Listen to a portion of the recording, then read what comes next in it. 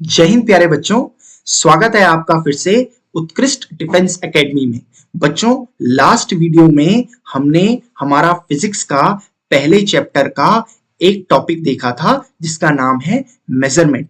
Measurement के MCQs हमने जितने लगा रखे हैं वो मोर देन इनफ है आपके एनडीए एग्जाम के लिए, क्योंकि देखिए उस टॉपिक से आपके मैक्स टू मैक्स 1 से 2 क्वेश्चंस ही आते हैं। लेकिन आपके पास जो 2 बाकी टॉपिक्स है इस पहले चैप्टर में वो आपके पास मोशन एंड फोर्स है।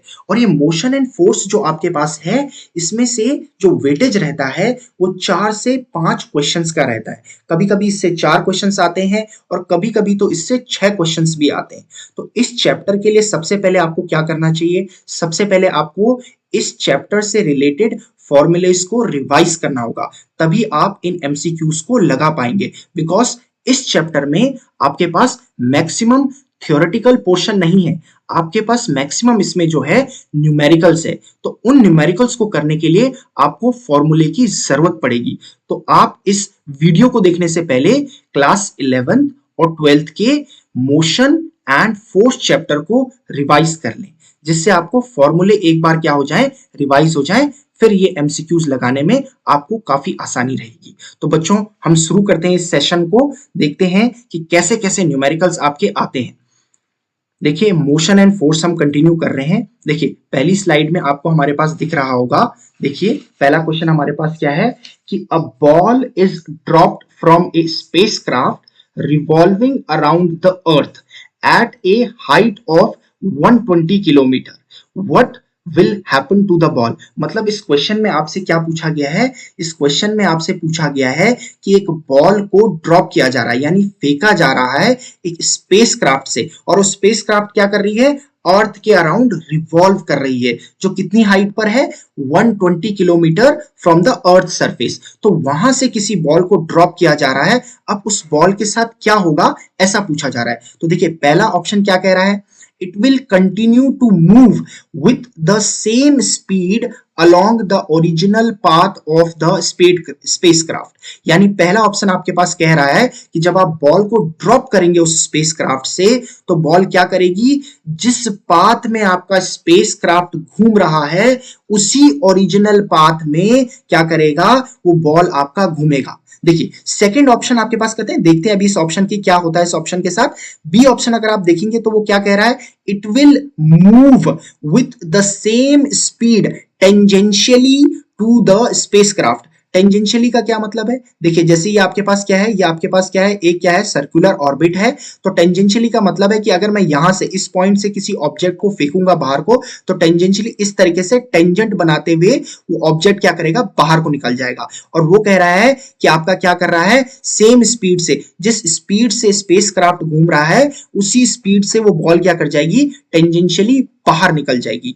तीसरा हमारे पास है, it will fall down to the earth gradually. मतलब क्या करेगा कि ये हमारे पास क्या है, अगर मान लेते हैं कि ये हमारे पास अर्थ है, ये हमारे पास अर्थ, अगर हम मान लें कि ये हमारे पास अर्थ है और इसके अराउंड क्या कर रहा है? ये स्पेसक्राफ्ट क्या कर रहा है? आपका रिवॉल्व कर रहा है। तो अगर हमने यहां से किसी बॉल को ड्रॉप किया तो वो कह रहा है थर्ड ऑप्शन में कि वो सीधे सीधे क्या कर जाएगी? अर्थ में ग्रेजुअली गिर जाएगी नीचे। और लास्ट ऑप्शन मेरे पास क्या आ रहा है? It will go very far in the space. मतलब जब आप इसे यहां से फेंकेंगे तो ये कहीं क्या चली जाएगी? स्पेस में चली जाएगी। तो देखिए बच्चों, इसमें अगर आप देखेंगे तो जब बॉल को स्पेसक्राफ्ट से बाहर ड्रॉप किया जा रहा है तो उस पर कोई एक्सटर्नल फोर्स नहीं लग रहा है। अब देखिए, जब आप किसी बॉडी को मोशन में लाते हैं तो जब तक उस पर कोई एक्सटर्नल फोर्स ना लगे तब तक उसके पाथ में आप कोई डिविएशन नहीं ला सकते हैं। तो इसका मतलब है कि पहला ऑप्शन आपका सही होगा, क्योंकि ये क्या कह रहा है कि जब बॉल को ड्रॉप किया जा रहा है स्पेसक्राफ्ट से तो बॉल क्या करेगी? It will continue to move with the same speed along the original orbit of the spacecraft. हाँ, अगर बाहर से कोई एक्सटर्नल फोर्स लग रहा होता तो जरूर उसका पाथ कुछ और होता, बट यहां पर कोई एक्सटर्नल फोर्स बॉल पे नहीं लग रहा है, इस वजह से हमारे पास पहला ऑप्शन क्या होगा? करेक्ट होगा। नेक्स्ट क्वेश्चन की तरफ को हम जाएंगे। देखिए, क्वेश्चन नंबर 2 क्या कह रहा है आपके पास कि अ force of 6 newton acts on a body. देखिए बच्चों, जब जब आपके पास न्यूमेरिकल आएगा तो सबसे पहला आपको काम क्या करना है कि जो स्टैट उसमें दिया हुआ है, यानी जो डाटा उसमें प्रोवाइडेड है, सबसे पहले आप वो लिख लेंगे, सो दैट आपको वो इंफॉर्मेशन मिल जाए कि आपको निकालना क्या है और कौन सा फॉर्मूला यूज करना है। तो देखिए आपको क्या दे रखा है, फोर्स दे रखा है कि पहले क्वेश्चन पढ़ लेते हैं। A force of 6 newton acts on a body of mass 1 kg and at rest, ठीक है, during this time the body attains a velocity of 30 metre पर second, the time for which the force acts on the body is. मतलब आपको क्या दे रखा है, एक बॉडी दे रखी है जो कि आपकी क्या है, रेस्ट में है। ये भी दे रखा है आपको कि एक बॉडी दे रखी है जो कि रेस्ट में है, उसका क्या है आपके पास, इसका मतलब है इनिशियल वेलोसिटी क्या आपके पास u इज इक्वल्स टू 0 है,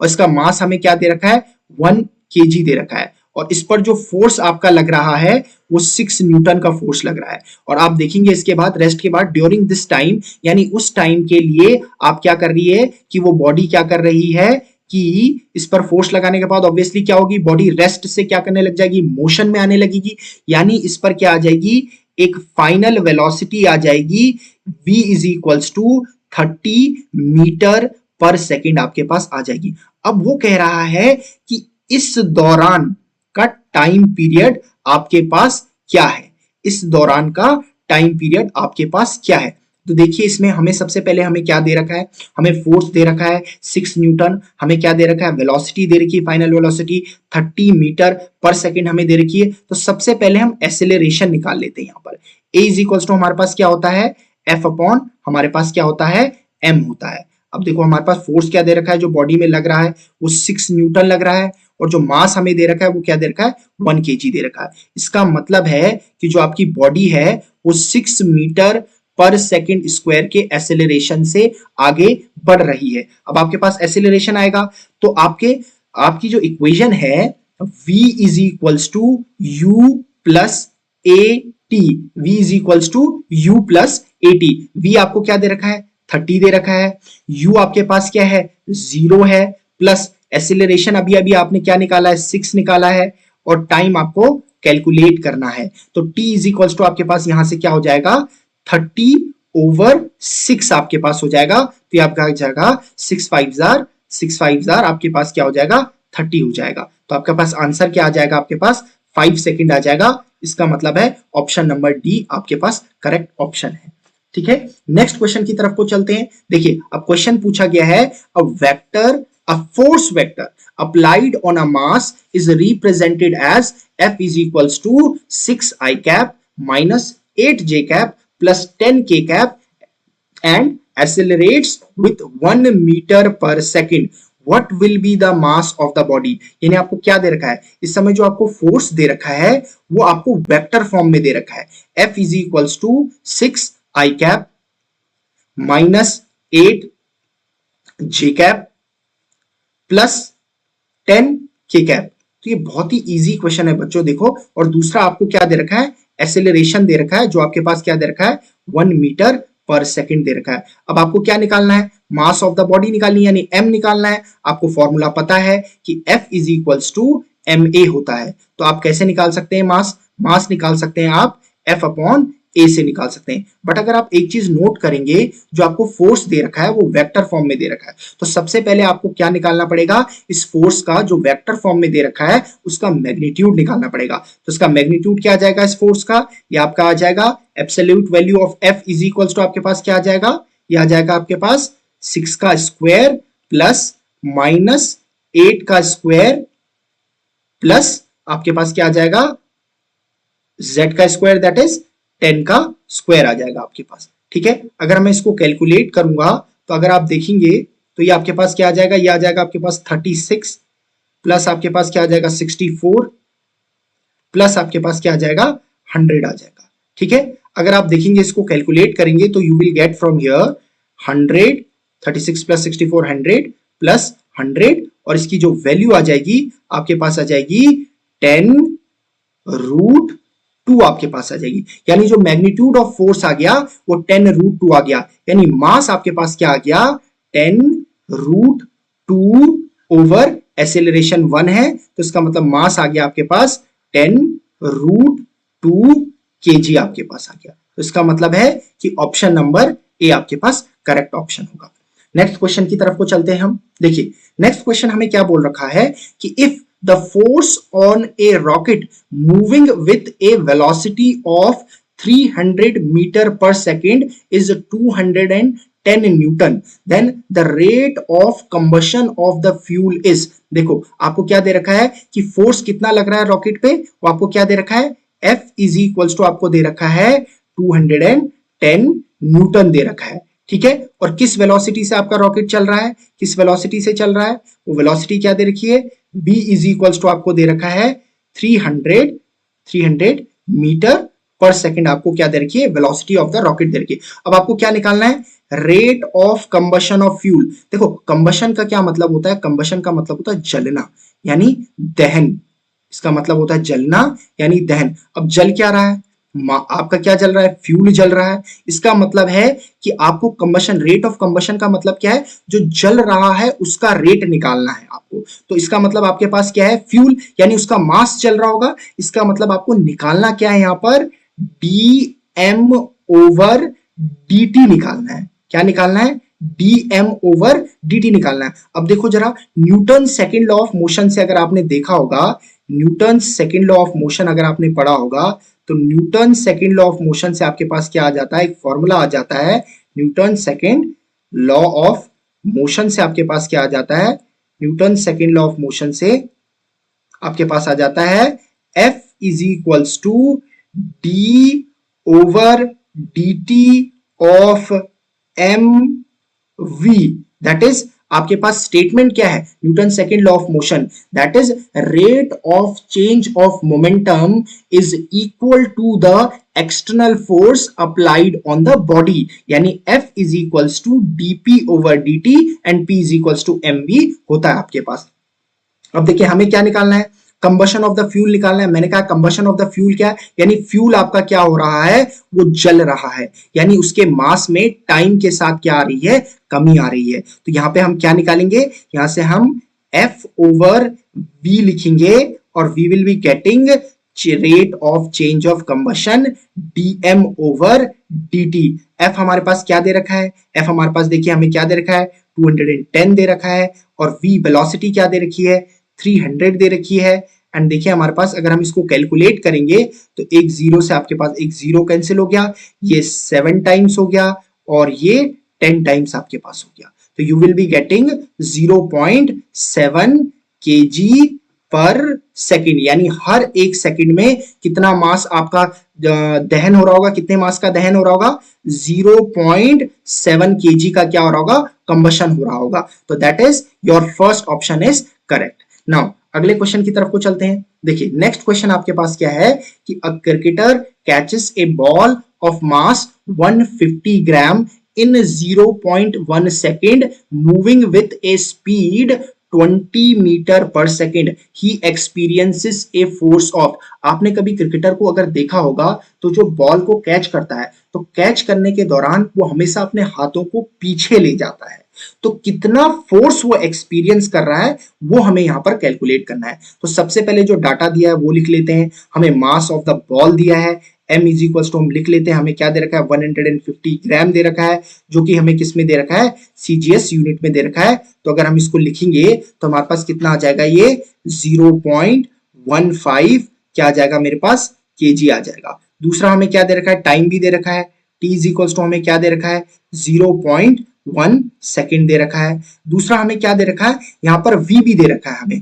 देखो हमारे पास इनिशियल वेलोसिटी जो बॉल आ रही है वो हमारे पास क्या है, वो हमारे पास क्या है 20 मीटर पर सेकेंड है। जैसे ही हाथों में आ जाएगी तो उसकी फाइनल वेलोसिटी क्या हो जाएगी, वहां पर फाइनल वेलोसिटी क्या हो जाएगी, 0 हो जाएगी हमारे पास। अब हमें कितना निकालना है, फोर्स एक्सपीरियंस निकालना है। फोर्स एक्सपीरियंस कैसे निकालेंगे, Newton second law of motion से हमारे पास क्या होता है, F is equals to dp over dt हमारे पास हो जाएगा। और हमने P क्या है हमारे पास, मोमेंटम है, तो ये हमारे पास क्या हो जाएगा, d ओवर dt ऑफ क्या हो जाएगा हमारे पास, mv हो जाएगा हमारे पास। और ये हमारे पास हम क्या लिख सकते हैं, मास हमारे पास कांस्टेंट होगा बॉल का, तो ये हमारे पास क्या आ जाएगा, dv ओवर dt मेरे पास यहां से आ जाएगा।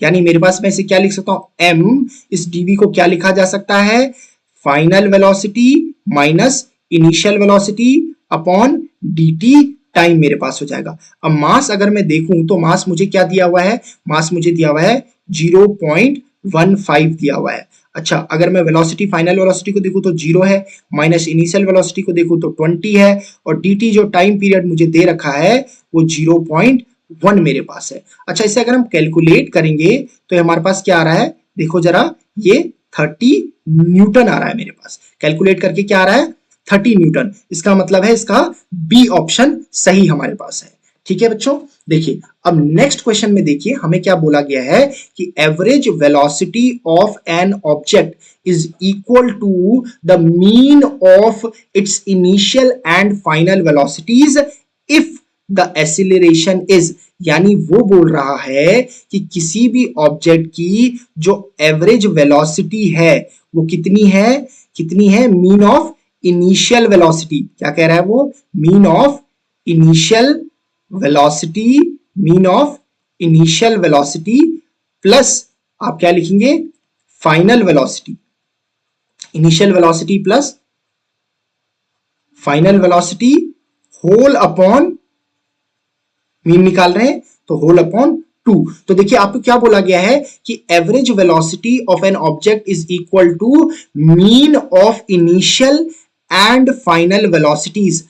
ये कंडीशन होगी कब, जब एक्सीलरेशन क्या होगा। तो बच्चों हमेशा याद रखोगे कि अगर हमारे पास average velocity initial velocity plus final velocity upon 2, यानी mean of initial velocity and final velocity से निकल रहा है, तो ऐसी एवरेज वेलोसिटी तभी पॉसिबल है जब आपका एक्सीलरेशन क्या है, यूनिफॉर्म है। क्या है, एक्सीलरेशन आपका यूनिफॉर्म है।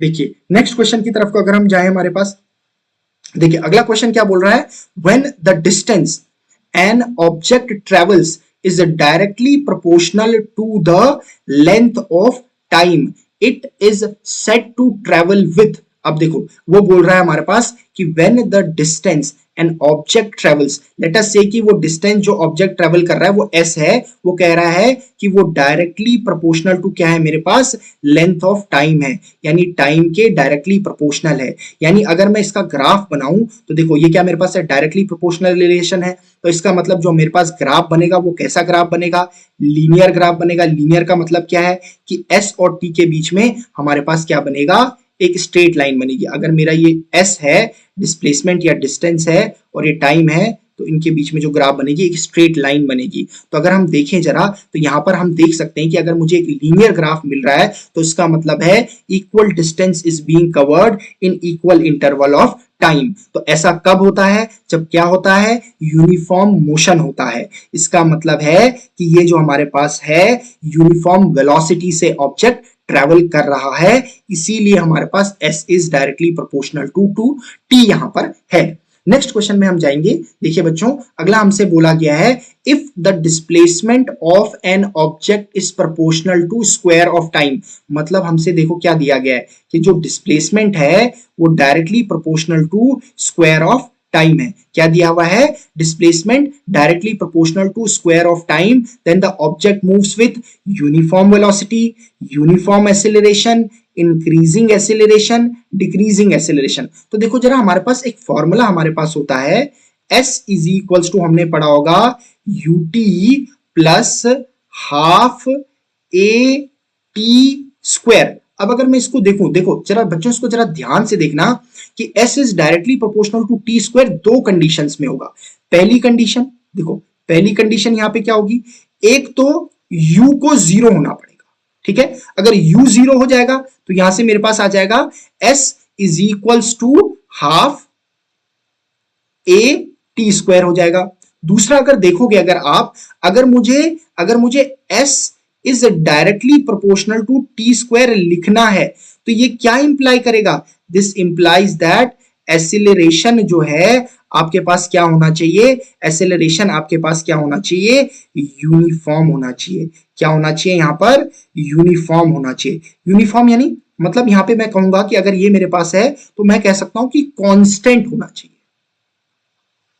क्या होना चाहिए, कांस्टेंट होना चाहिए। अगर मैं यहां से देखूं कि s is directly proportional to t, अगर मेरे पास देखो 1/2 तो मेरे पास कांस्टेंट है ही, तो s s directly proportional to t square होने के लिए a का भी कांस्टेंट होना जरूरी है। इसका मतलब जो यहां पर एसिलरेशन मेरे पास है वो यूनिफॉर्म एसिलरेशन है, यानी अगर कोई भी ऑब्जेक्ट जो किसी डिस्प्लेसमेंट के साथ मूव कर रहा है और वो डिस्प्लेसमेंट अगर टाइम के स्क्वायर के डायरेक्टली प्रोपोर्शनल है तो it means that that object is moving with uniform acceleration. अच्छा, नेक्स्ट क्वेश्चन की तरफ चलें तो देखो हमें क्या पूछा गया है, Newton's second law of motion concept. देखो अभी अभी मैंने आपको बताया था जो Newton second law of motion के लिए आपके पास स्टेटमेंट होता है वो आपके पास क्या होता है कि जो आपके पास rate in change in momentum होता है वो इज इक्वल टू आपके पास क्या होता है, फोर्स यानी एक्सटर्नल फोर्स के इक्वल होता है। तो ऑप्शन आपको क्या दे रखे हैं कि जो Newton second law of motion है वो किसको कनेक्ट करता है, मोमेंटम और एसिलरेशन को कनेक्ट करता है? नहीं, ऐसा तो हमने कुछ नहीं देखा। Change of momentum and velocity को कनेक्ट करता है? नहीं, चेंज ऑफ मोमेंटम तो इंक्लूडेड है इस स्टेटमेंट में क्योंकि देखो डीपी ओवर डीटी है, बट वेलोसिटी के साथ तो ये कनेक्ट नहीं कर रहा है। Rate of change of momentum and external force, देखो ये कंसिडर कर सकते हैं हम क्योंकि देखो ये क्या मेरे पास DP over DT rate of change of momentum है और एफ मेरे पास क्या है, एक्सटर्नल फोर्स है। नेक्स्ट क्या है, rate of change of force and momentum, नहीं ये तो हमारे पास नहीं है, तो इसका मतलब है हमारे पास सेकंड ऑप्शन क्या है यहाँ पर करेक्ट है। नेक्स्ट ऑप्शन की तरफ को हम चले, हमारे पास देखिए momentum has the same unit as that of, मैंने बच्चों देखो आपको इससे पहला जो चैप्टर कराया है मेजरमेंट उसमें मैंने आपको बताया था कि अगर आपको ये बताना है कि मोमेंटम या किसी भी फिजिकल क्वांटिटी की यूनिट किस फिजिकल क्वांटिटी के इक्वल होती है तो आप सबसे पहला काम क्या कर दो, डायमेंशंस निकाल दो। तो मोमेंटम आपके पास क्या होता है, मोमेंटम आपके पास क्या होता है, P इज इक्वल्स टू आपके पास क्या होता है, एम वी होता है। अगर आप इसकी डायमेंशन निकालोगे तो डायमेंशन इसकी होती है एम एल टी माइनस 1 होती है इसकी डायमेंशन मोमेंटम की। अच्छा, अगर कपल की देखिए, कपल का जो फॉर्मूला आपके पास होता है वो एफ इंटू एल होता है, क्या होता है, एफ इंटू एल होता है। तो इसकी अगर आप क्या निकालोगे, इसकी आप डायमेंशन निकालोगे तो वो डायमेंशन कैसे निकल जाएगी, आपकी फोर्स की डायमेंशन क्या होती है, एम एल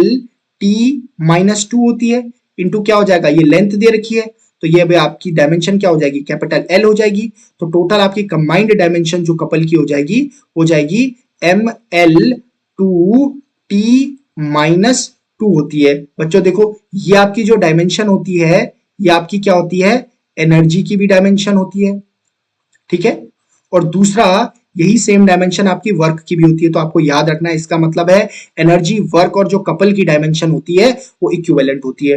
टॉर्क आपके पास क्या होता है, एफ इंटू आर होता है ना, आपके पास एफ इंटू आर होता है। तो अगर इसकी भी डायमेंशन अगर आप देखो तो सेम किसके, कपल के इक्वल ही होगी, that is M L two T minus 2 ही होगी क्योंकि देखो हमारे पास सेम फॉर्मूला है हमारे पास। अगर इंपल्स का हम फॉर्मूला देखिए तो इंपल्स का जो फॉर्मूला होता है वो एफ इंटू टी होता है।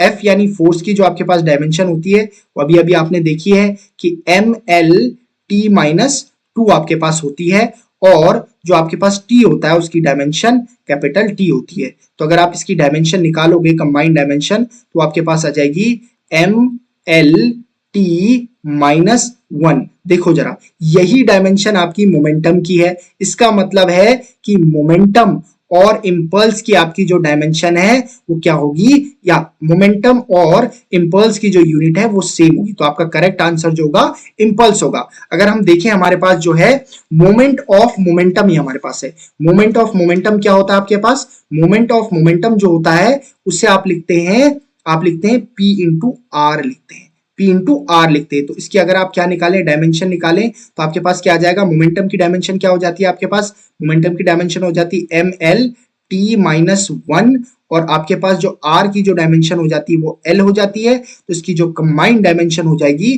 वो आपके पास क्या हो जाएगी, M L two T minus 1 आपके पास हो जाएगी। तो करेक्ट ऑप्शन आपके पास क्या है, इंपल्स है, क्योंकि आपकी मोमेंटम की जो डायमेंशन है वो इंपल्स की डायमेंशन के इक्वल आ रही है और जिन फिजिकल क्वांटिटीज की डायमेंशंस इक्वल होती है उनकी यूनिट्स भी आपकी क्या होती हैं, इक्वल होती हैं। नेक्स्ट क्वेश्चन में जाएंगे बच्चों, देखो तो आपके पास पूछा हुआ है फ्रिक्शनल फोर्स। अब देखिए पहले फ्रिक्शनल फोर्स को थोड़ा सा देख लेते हैं। फ्रिक्शनल फोर्स आपका क्या होता है, ये एक ऐसा फोर्स है जो किसी भी बॉडी के मोशन को रेजिस्ट करता है।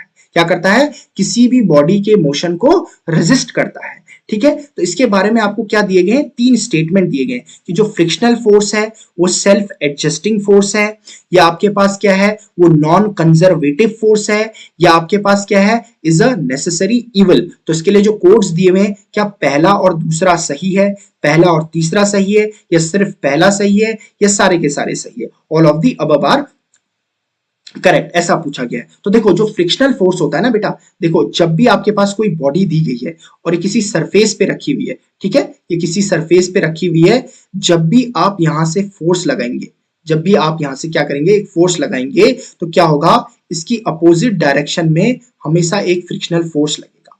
जैसे जैसे आप इस फोर्स को, जो अप्लाइड फोर्स है, इसको बढ़ाएंगे, तो ये आपका जो फ्रिक्शनल फोर्स है which is being acting in the opposite direction of the motion of the body, वो भी अपने आप को बढ़ाते रहता है। यानी ये जो फ्रिक्शनल फोर्स है वो सेल्फ एडजस्टिंग फोर्स है, यानी अपने आप को जो आप अप्लाई कर रहे हो फोर्स उसके अकॉर्डिंग क्या कर रहा है, एडजस्ट कर रहा है। तो सेल्फ एडजस्टिंग फोर्स तो ये है। दूसरा आपके पास क्या है, is a non conservative force. देखो कंजर्वेटिव फोर्स आपके क्या होते हैं, पहले ये समझ लो। जो कंजर्वेटिव फोर्स होते हैं ना, कंजर्वेटिव जो फोर्स होते हैं ना, अब फोर्स आपके पास है, फोर्स आप किसी बॉडी पे लगाओगे तो उससे वर्क डन होगा। तो कंजर्वेटिव फोर्स वो फोर्स होते हैं जिनसे जो वर्क डन होता है, जिनसे जो वर्क डन होता है वो क्या होता है, पाथ इंडिपेंडेंट होता है। क्या होता है, पाथ इंडिपेंडेंट होता है। पाथ इंडिपेंडेंट होता है। पाथ इंडिपेंडेंट से क्या मतलब है, मतलब अगर आप ए से बी पॉइंट तक जा रहे हैं, किसी फोर्स लगाकर किसी ऑब्जेक्ट को ए से बी पॉइंट तक ले जा रहे हैं, तो चाहे आप इस पाथ से जाएं, चाहे आप इस पाथ से जाएं, चाहे आप इस पाथ से जाएं, तो वर्क डन तीनों ही पाथ में क्या होगा, सेम होगा। यानी कंजर्वेटिव फोर्स के थ्रू अगर आप वर्क डन करवा रहे हैं तो वो क्या होगा, हमेशा पाथ इंडिपेंडेंट होगा। लेकिन आपके पास जो फोर्स आपका क्या कर रहा है, वर्क डन जो करवा रहा है, अगर वो वर्क डन पाथ डिपेंडेंट है, यानी पाथ पे डिपेंड कर रहा है, तो वो आपके पास कैसा होगा, नॉन कंजर्वेटिव फोर्स होगा। तो बेटा जो फ्रिक्शनल फोर्स होता है ना, उसके थ्रू जो वर्क डन होता है वो हमेशा कैसा होता है, पाथ पे डिपेंड करने वाला होता है। तो आपके पास क्या होगा, इसका मतलब है फ्रिक्शनल फोर्स आपका नॉन कंजर्वेटिव फोर्स भी है। तीसरा आपके पास क्या है कि frictional force is a necessary evil. यानी नेसेसरी इविल, इविल का क्या मतलब है आपके पास, नेसेसरी इविल मतलब देखिए फ्रिक्शन आपके पास वैसे है तो आपके पास क्या है, आपके मोशन में, किसी भी बॉडी के मोशन में क्या कर रहा है, रुकावट ला रहा है। तो इसका मतलब है ये दिक्कत है आपके पास, यानी क्या है, ये इविल है एक तरीके से, लेकिन नेसेसरी भी है। नेसेसरी भी हमारे पास है, नेसेसरी भी है हमारे पास, इसीलिए इसको क्या कहा जा रहा है, नेसेसरी इविल कहा जा रहा है। क्या कहा जा रहा है, नेसेसरी इविल कहा जा रहा है। अगर आपके पास फ्रिक्शन नहीं होगा तो आप चल नहीं पाएंगे।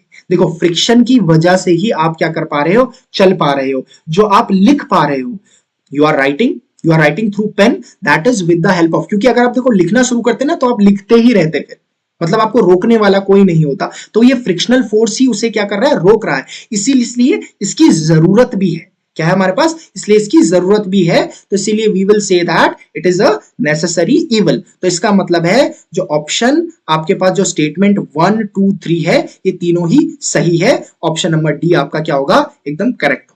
नेक्स्ट ऑप्शन की तरफ को आप जाते हैं, Newton's laws of motion do not hold good for objects. यानी जो न्यूटन्स लॉज ऑफ मोशन है, जो 3 न्यूटन्स लॉज ऑफ मोशन हमारे पास है, लॉ ऑफ इनर्शिया आपके पास है, दूसरा आपके पास सेकंड लॉ ऑफ मोशन है, थर्ड आपके पास क्या, आपके पास एक्शन रिएक्शन जो आपके पास लॉ है, वो तीनों लॉज जो है कब अच्छे से होल्ड नहीं करते हैं किसी ऑब्जेक्ट के लिए। देखो जब बॉडी रेस्ट पे है तो होल्ड करते हैं, मूविंग स्लोली है उसके लिए भी होल्ड करते हैं, मूविंग विथ हाई वेलोसिटी है उसके लिए भी। देखो बच्चों यहाँ पर हाई वेलोसिटी से क्या मतलब है ना, हाई वेलोसिटी से अगर आपकी देखो कोई कार जो है ना, वो मान लीजिए कोई कार आपकी जो है वो 120 किलोमीटर पर आवर की स्पीड से चल रही है, या 130 किलोमीटर पर आवर की स्पीड से चल रही है, तो देखो हम उसे कह तो रहे हैं कि it is moving with high velocity, but अगर मैं उस वेलोसिटी को comparable to the velocity of light देखूं तो मेरे लिए बहुत छोटी वेलोसिटी है। तो यहां पर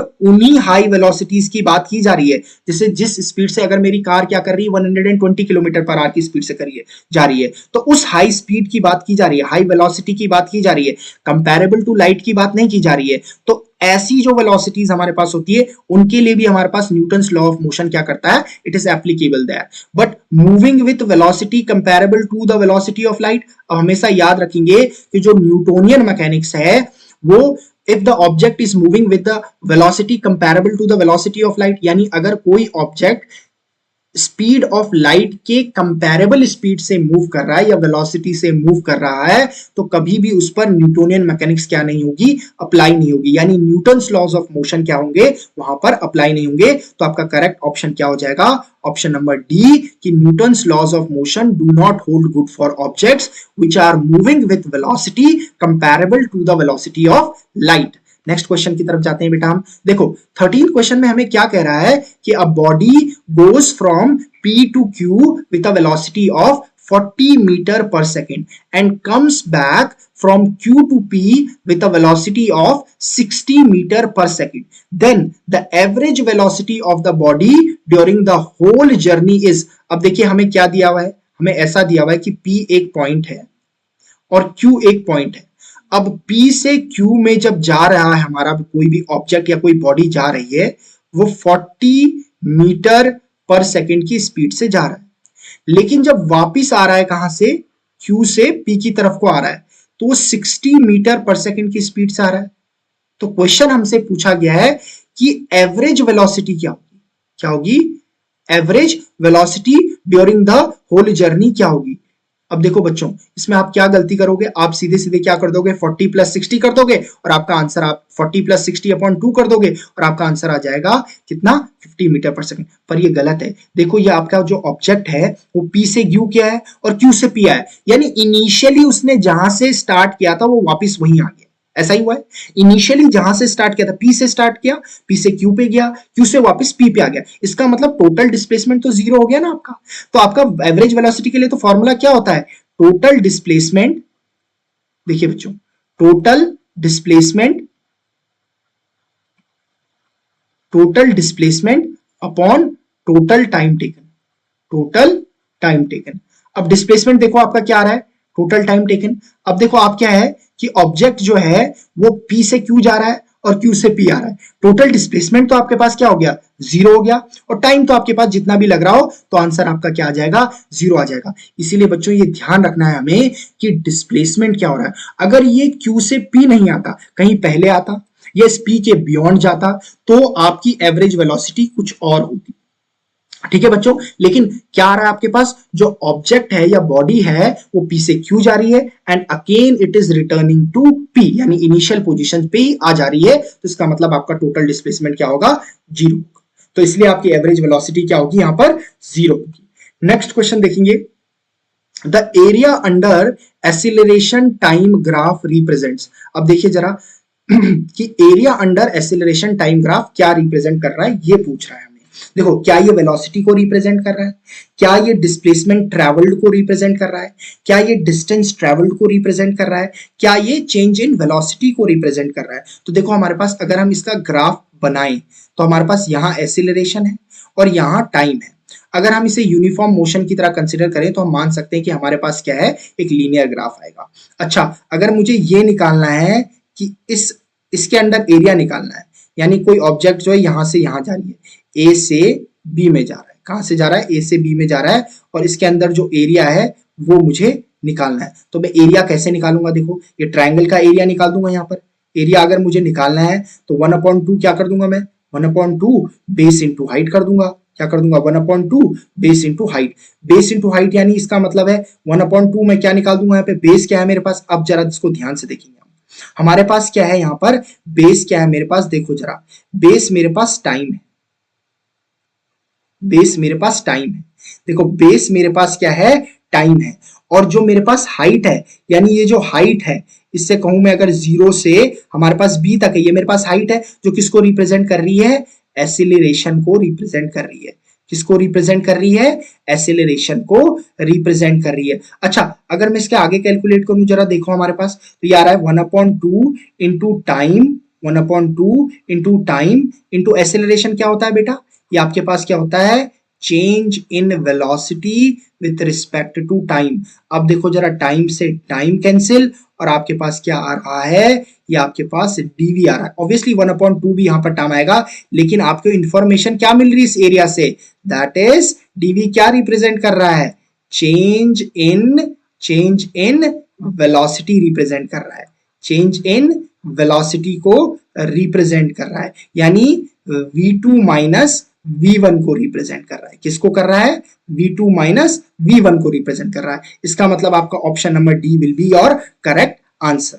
नेक्स्ट क्वेश्चन में जाते हैं बेटा। देखिए, अगर आपके पास देखिए क्वेश्चन पूछ रहा है कि when a moving bus suddenly applies brakes, then the passenger sitting in it fall in the forward direction, this can be explained by। देखो बच्चों, ये कह क्या रहा है कि एक बस क्या कर रही है आपकी? मूव कर रही है, यानी आगे फॉरवर्ड डायरेक्शन में बस मूव कर रही है, और ड्राइवर ने जो क्या कर दिया है, सडनली ब्रेक लगा दिया है। तो आपने ये फील क्या होगा, ये ऑब्जर्व क्या होगा, आप एकदम से आगे को चले जाते हैं ना, एकदम से आप आगे को चले जाते हैं। तो इसके पीछे कौन सा आपका क्या है, कंसेप्ट लग रहा है? उसने पूछा है क्या थ्योरी ऑफ रिलेटिविटी लग रहा है, न्यूटन्स फर्स्ट लॉ लग रहा है, न्यूटन्स सेकंड लॉ लग रहा है, न्यूटन्स थर्ड लॉ लग रहा है? तो बेटा इसके पीछे क्या लगता है? न्यूटन्स फर्स्ट लॉ लगता है, जो आपके पास क्या है? लॉ ऑफ इनर्शिया है। और देखिए बच्चों, जब बस चल रही है ना, तो बस आपकी क्या है? मूविंग स्टेट में है। जैसे ही सडनली ब्रेक लगा तो क्या हुआ? आपकी जो upper part of the body है वो तो आगे को मूव करती रही, यानी उसमें इनर्शिया ऑफ, मैं कहूंगा जो बॉडी आगे आपकी मूव करती रही, उसमें इनर्शिया ऑफ मोशन, उसमें क्या आ गया? इनर्शिया ऑफ मोशन आ गया, यानी वो क्या करते रही? इनर्शिया ऑफ मोशन की वजह से आगे बढ़ती रही। लेकिन जो आपका lower part of the body था वो रेस्ट में आ गया, इसीलिए आपको कैसा फील हुआ कि आप आगे की डायरेक्शन में चले गए। और ये आपका किस लॉ के अंदर आता है? लॉ ऑफ इनर्शिया के अंदर आता है, यानी न्यूटन्स फर्स्ट लॉ के अंदर आता है। इसलिए आपका option number B will be correct answer. Next question की तरफ को अगर हम जाएं तो देखिए हमें क्या दे रखा है? A body of mass 6 kg is rotated in a circle of radius 3 metre with a uniform speed of 10 meter per second. The force which must act on the body to maintain the motion is। अब देखो हमें कुछ ऐसा दे रखा है कि हमें क्या दे रखा है कि कोई ऑब्जेक्ट है हमारे पास, मान लेते हैं हमारे पास क्या है कि हमने क्या कर रखा है, यहां से किसी एक रोप को पकड़ रखा है और इससे किसी स्टोन को टाई कर दिया है। ठीक है, स्टोन को टाई कर दिया है, और इस स्टोन का जो मास दे रखा है, वो मास हमें क्या दे रखा है? वो हमें क्या दे रखा है? 6 kg दे रखा है। ठीक है, ये हमें दे रखा है 6 kg दे रखा है, और वो जिस सर्कुलर पाथ में रोटेट कर रहा है उसकी रेडियस हमें क्या दे रखी है? वो r इज इक्वल टू हमें क्या दे रखी है? 3 मीटर दे रखी है। ठीक है, और वो किस वेलोसिटी से मूव कर रहा है, किस स्पीड से मूव कर रहा है, ये भी दे रखा है। ऐसे मूव कर रहा होगा वो, तो हमारे पास वो v कितना दे रखा है? वो हमारे पास दे रखा है 10 मीटर पर सेकंड, हमारे पास क्या दे रखी है? स्पीड दे रखी है। अब देखिए वो पूछ रहा है कि इस सर्कुलर पाथ में मोशन को मेंटेन करने के लिए उस पर फोर्स कितना लग रहा है। बेटा सबसे पहले तो एक बात समझ लो कि जब भी आपका क्या होगा? सर्कुलर मोशन होगा बॉडी का, तो सर्कुलर मोशन यानी मैं कहूंगा उस सर्कुलर पाथ को मेंटेन करने के लिए हमेशा उस बॉडी पर क्या लगता है? सेंट्रीपिटल फोर्स लगता है। और सेंट्रीपिटल जो फोर्स आपके पास होता है उसका जो फॉर्मूला होता है वो आपके पास होता है mv² अपॉन r। तो आपके पास m भी गिवन है, देखो मास ऑफ द बॉडी आपको क्या गिवन है? मास ऑफ द बॉडी आपको 6 गिवन है, मल्टीप्लाइड बाय वेलोसिटी का स्क्वायर आपको गिवन है, यानी 10 × 10 इसे कर सकते हैं। और जो आपके पास radius of the circular path है वो आपके पास क्या गिवन है? 3 गिवन है। 3 को अगर आप क्या करोगे? 6 से 2 टाइम्स कैंसिल आउट करेंगे तो आपको क्या मिल जाएगा? 200 न्यूटन आपको क्या मिल जाएगा? आंसर मिल जाएगा, यानी option number C will be correct. यानी इस सर्कुलर पाथ को मेंटेन करने के लिए इस ऑब्जेक्ट पर कितना सेंट्रीपिटल फोर्स लगेगा?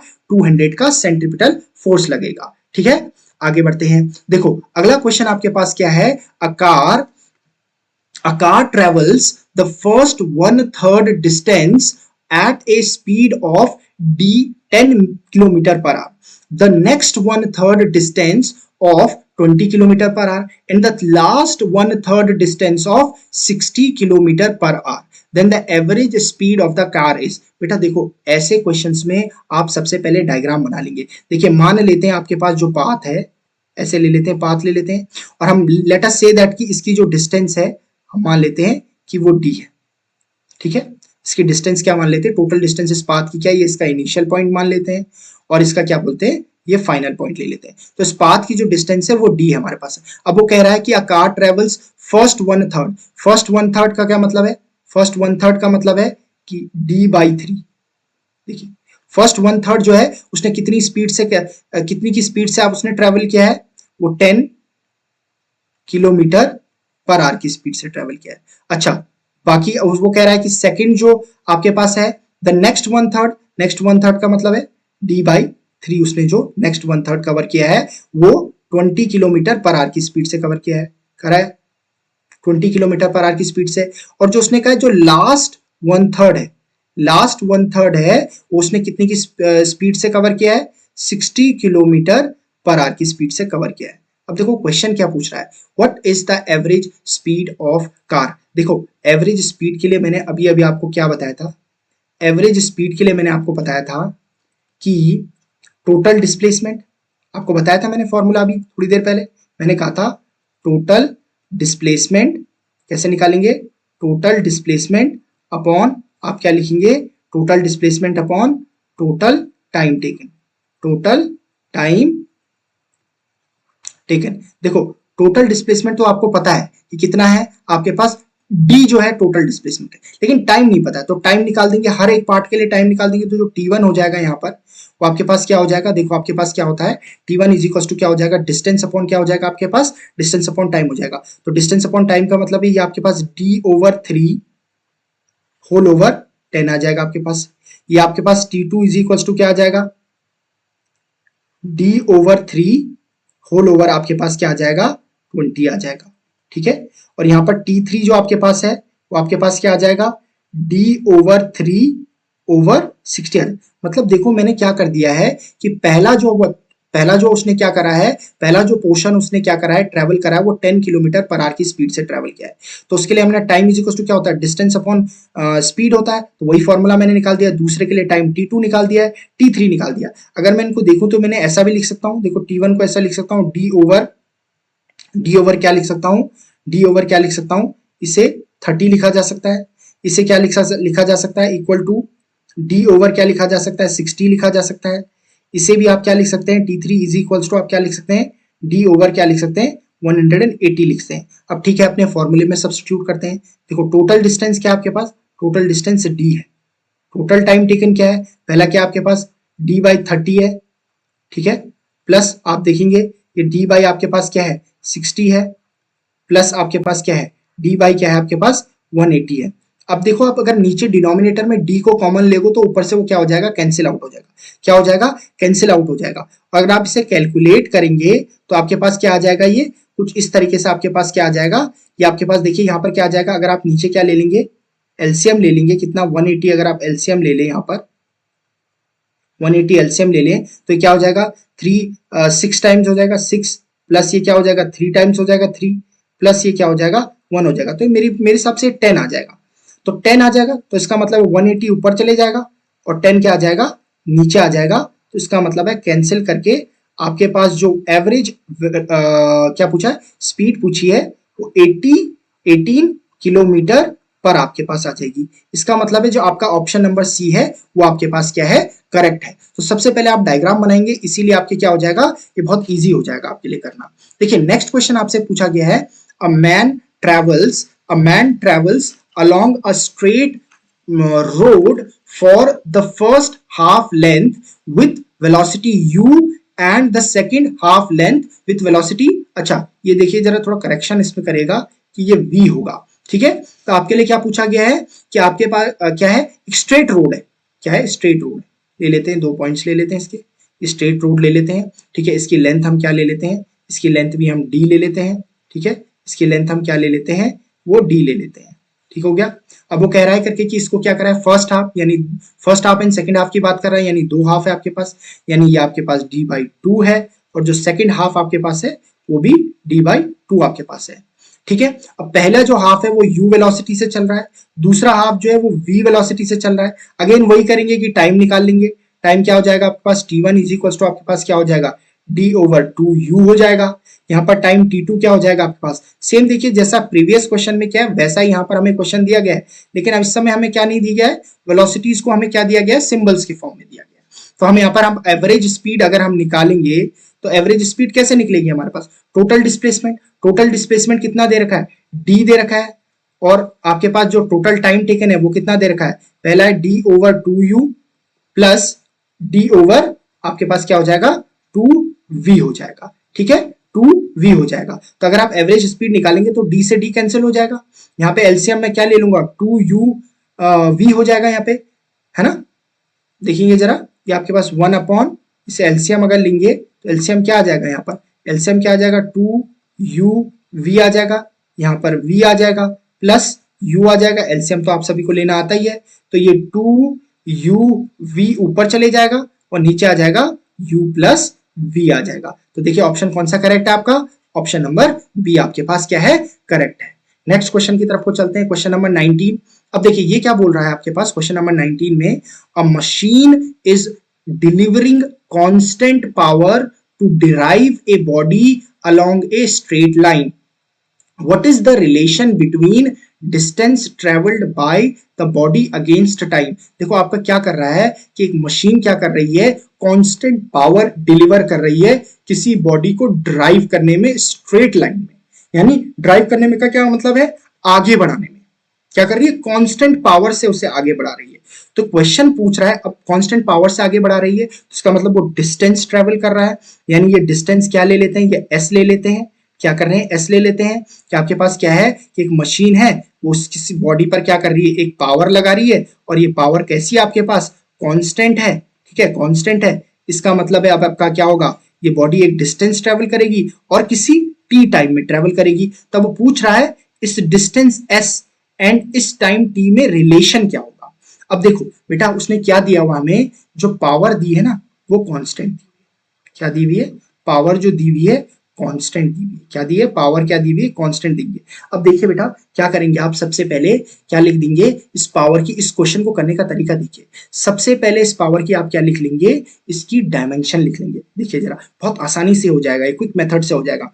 पावर क्या होता है, वर्क अपॉन टाइम होता है, इज इक्वल्स टू आपके पास क्या हो जाएगा, ये कांस्टेंट हो जाएगा, ठीक है। अब देखिए वर्क की आपके पास क्या होती है, डायमेंशन क्या होती है, ml2t-2 आपके पास होती है, ठीक है। और आपके पास जो डिनोमिनेटर में क्या है, कैपिटल टी आ जाएगा, और अगेन ये क्या हो जाएगा आपके पास कांस्टेंट हो जाएगा आपके पास, ठीक है, ये आपके पास क्या हो जाएगा, कांस्टेंट हो जाएगा। अब टी से देखिए यहाँ पर क्या आ जाएगा आपके पास, ये आ जाएगा आपके पास ml2 आपके पास है ml2, और टी नीचे क्या आपके पास, ये -3 आपके पास आ जाएगा, इज इक्वल्स टू कांस्टेंट आपके पास आ जाएगा। अब अगर हम देखें जरा तो मास भी मेरे पास यहाँ पर क्या है, कांस्टेंट है मेरे पास, मास मेरे पास कांस्टेंट है, इसे भी यहाँ भेज दूंगा तो हमारे पास क्या हो जाएगा एल स्क्वायर। देखिए मैं एल स्क्वायर को यहीं रहने देता हूं और मैं इसे क्या लिख देता हूं, कांस्टेंट अपॉन मास t⁻³ -3। अब देखिए मास भी कांस्टेंट होता है बॉडी का,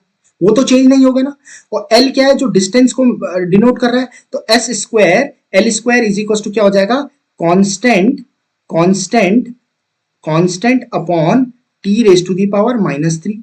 अब देखिए ये एल जो है ये डिस्टेंस को मेजर कर रहा है, इसे एस स्क्वायर लिखेंगे, और टी जो है ऊपर आएगा तो t³ हो जाएगा, और इनटू क्या है हमारे पास कांस्टेंट है। अगर इस कांस्टेंट को यहां से हटाएंगे तो हमारे पास क्या आ जाएगा, s square is directly proportional to t³, s square is directly proportional to t³, और पहला ही ऑप्शन है मेरा, देखो तो पहला ऑप्शन क्या होगा, इसका करेक्ट होगा।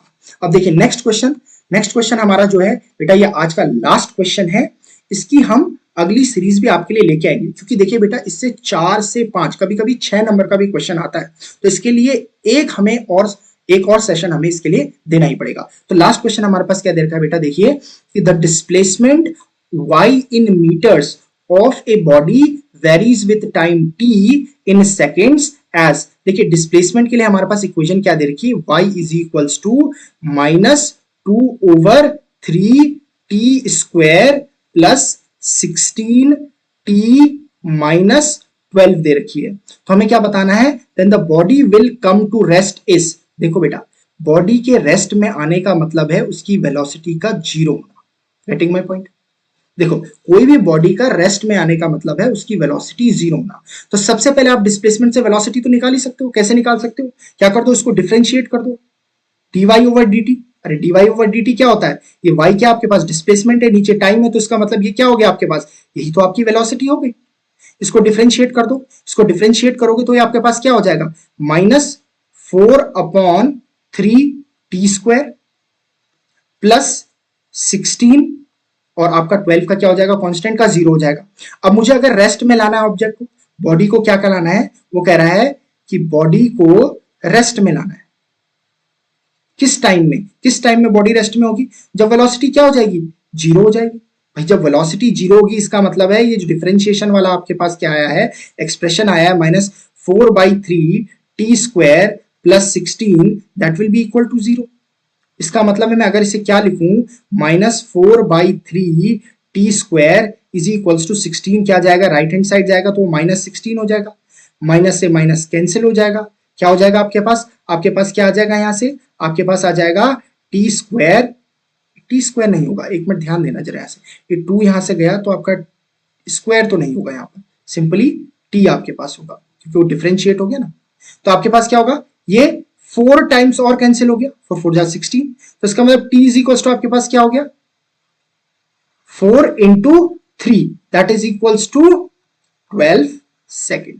ठीक है बेटा, इसमें कंफ्यूज मत करना। देखिए डिफरेंशिएशन में जो है आपका जब डिफरेंशिएट हुआ तो x की पावर n वाला फॉर्मूला लगा, 2 आगे आ गया और 2 - 1 होके यहाँ पर सिंगल t आपके पास बचा हुआ है। ठीक है, और बॉडी को रेस्ट में लाने के लिए आपको क्या करना पड़ेगा, वेलोसिटी को जीरो करना पड़ेगा। तो वेलोसिटी को अगर आप जीरो करेंगे तो you will get your time, कि किस टाइम में आपका क्या हो जाएगी, वेलोसिटी जीरो हो जाएगी। तो बेटा देखिए आज हमने 20 क्वेश्चंस मोशन एंड फोर्स के कर लिए हैं। अब देखिए बेटा ये चैप्टर जो है ना बहुत लेंथी चैप्टर है, मतलब यहां से जो क्वेश्चंस आपके आ रहे हैं 4 से 5 नंबर के आ रहे हैं, इवन कभी कभी 6 क्वेश्चंस भी मैंने आपको बताया कि आ रहे हैं।